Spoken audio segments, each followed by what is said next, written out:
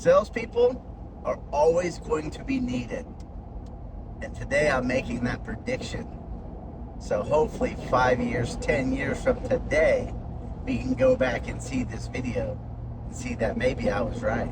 And here's All right, before we get to the video, I need a little bit of your help. Please like, comment, subscribe if you haven't done that. And most importantly, please send this video to 1 or 2 people that you know could really use some motivation.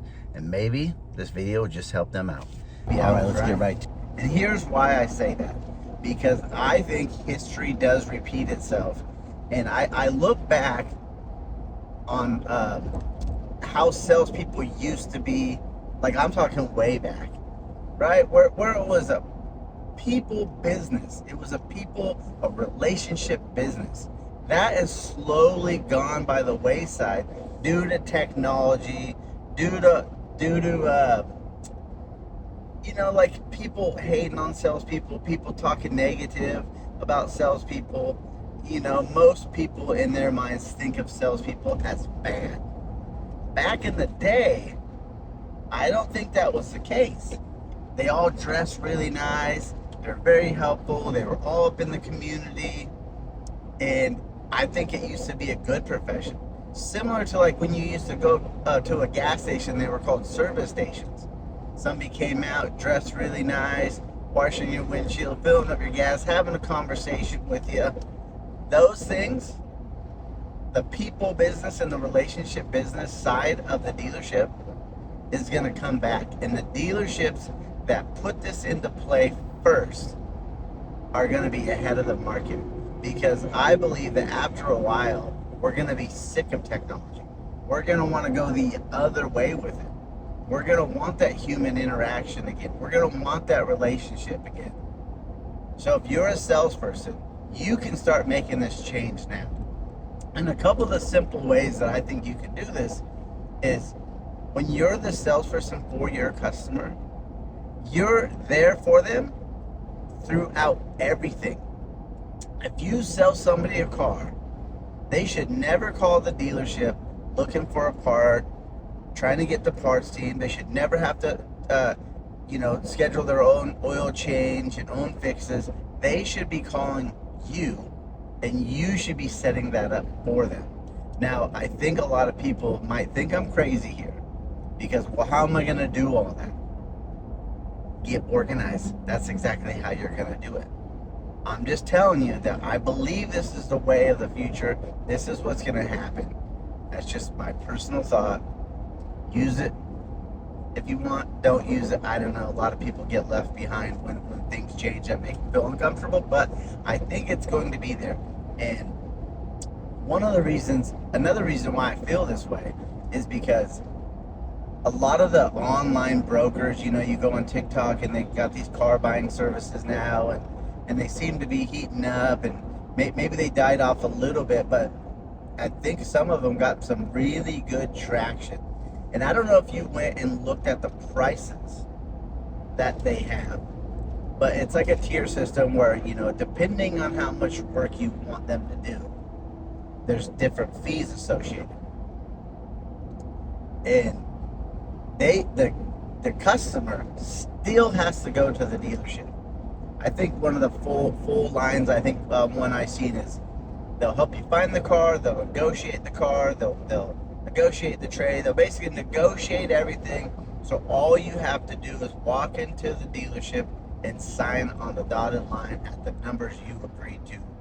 And then when you get there, I believe if you want to buy a warranty, gap insurance, and all that stuff, that's still going to be talked about. But they negotiate the price and all that stuff for you. And I think I've seen fees about $1,000.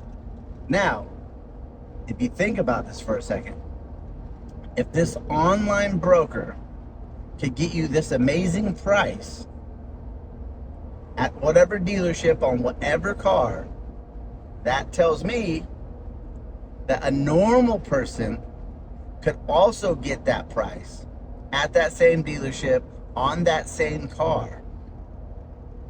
But now the customer's actually paying more to get that car. They're paying an extra $1,000 or whatever their fee is to get this car.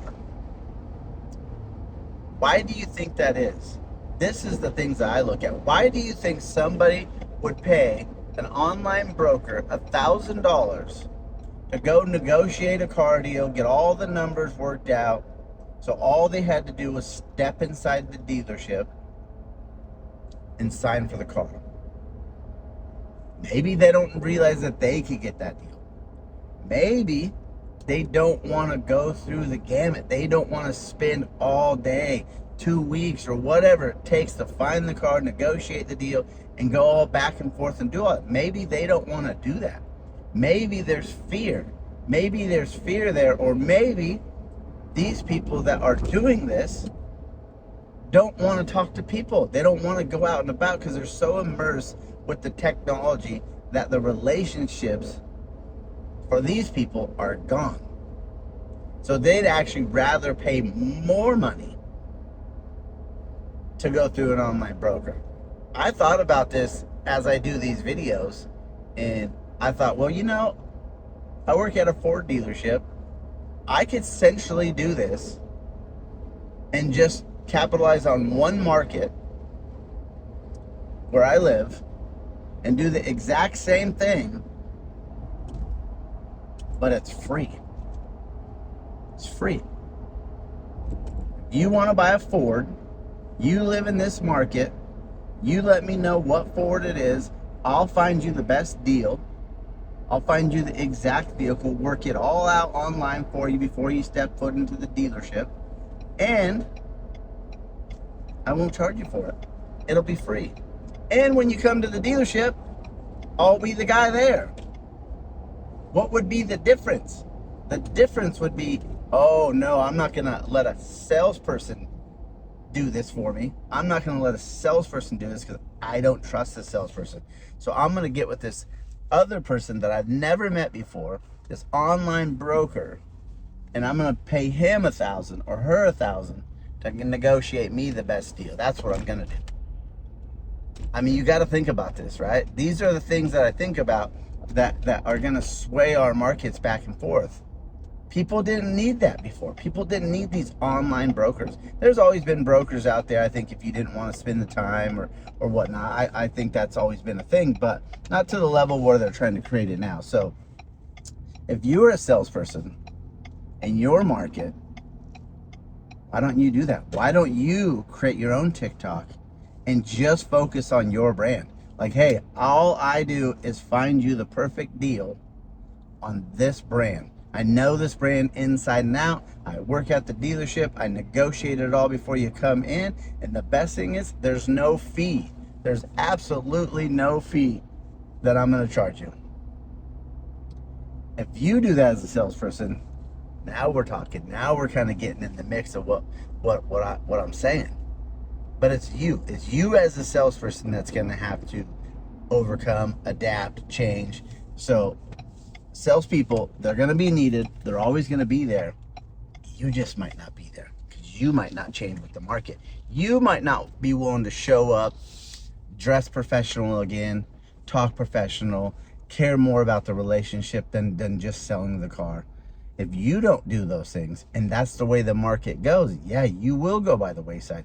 If you don't utilize AI right now, yeah, you're probably going to get left behind because it's becoming more and more. So the market changes, and those who change with it, well, they're always going to be here. So it's really up to you guys whether or not you want to change with the market. And who knows, maybe we start changing with the market and the market says, nah, we're not interested. We don't want that. Okay, well, then we change again with the market. But for those that are too stubborn, unwilling to change, you're going to go by the wayside. So if you take anything away from this, build the relationships. Get into building the relationship with your customer. Be the end all be all at the dealership for your customers. You're the parts, you're the sales, you're the service. You're setting up everything for them. You're the person for them. Build the relationship. And then once you do that, that will start to trickle down. They'll tell their friends, their family, like, hey, go see Ryan at the dealership. This dude is amazing. He gave me a great deal. He found me the perfect car. Anytime I need a part, anytime I need service, anytime I need anything regarding my vehicle, he's my go-to. I don't even talk to anybody else. He has the ability to pick up my car, deliver my car. They have the ability to do service at my house. This is literally the best experience ever. But guess what? Most aren't willing to do it because they're lazy, unorganized, and they're just waiting by the phone for it to ring for the next customer. Be the difference, because I promise you, we're not going anywhere as salespeople. We are not going anywhere as salespeople. But the process, the relationship, everything's about to change. And I promise you, if you're the relationship side of what's about to come, okay? Now this could be 2, 3, 4, 5 years down the road, but dressing professional, being relationship, getting within the community, and be the end all be all for your customer when it comes to their vehicle is going to be the fastest way to grow sales and stay ahead of the market. And if you do that, well, you're gonna be in the top. Have a great day, guys. This one's for the ones who keep going, even when life's got them on the ropes. Hustle over talent.